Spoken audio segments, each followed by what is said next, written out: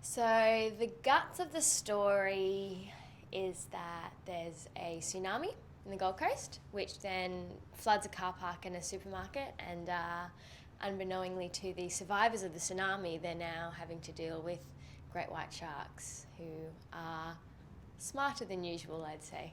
Yeah.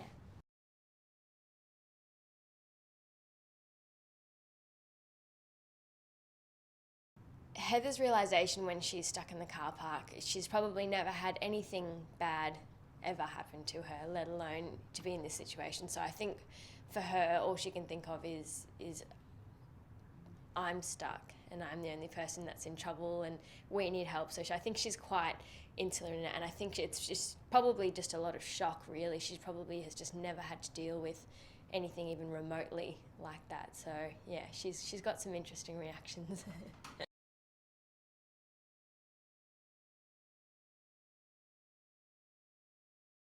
I think my favourite scene to shoot was probably the scene about the Gucci shoes. That was fun to be chucked in a situation where it's life or death, it's the highest stakes you can get, and she's stressing out about her boyfriend buying her fake shoes. And that's the sort of thing that I'm sort of envisaging for her, is that she can't really deal with reality, and then suddenly she realizes her shoes are fake and she can deal with that. So that becomes, the focus of it all. So yeah, I think that was a fun scene to shoot.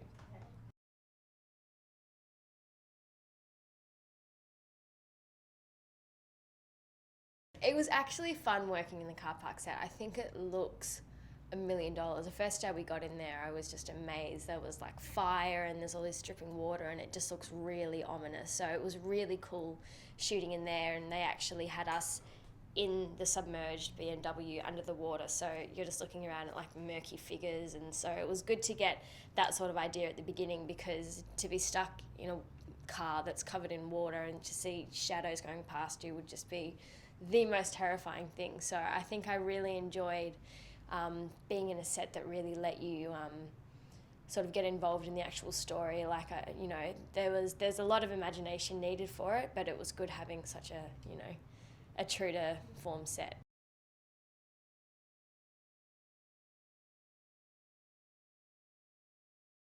The animatronics on this film are so good. They're so lifelike, and that adds a whole other dimension when you're running away and you're looking back and there's this actual fin slicing after you. Like, it adds a whole other dimension where you actually do properly get terrified.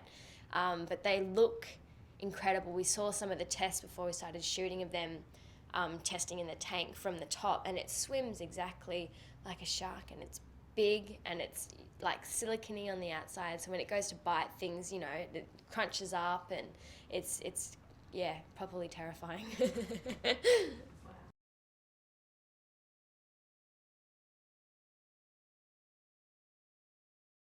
I think he's got this amazing idea of the film in his head before we started. So I think a lot of the shots are designed around this idea he's got, and it's all designed around using the 3D rather than just, occasionally having something come out at the screen. Every shot is designed to get the most out of the 3D. So I think he's done a good job.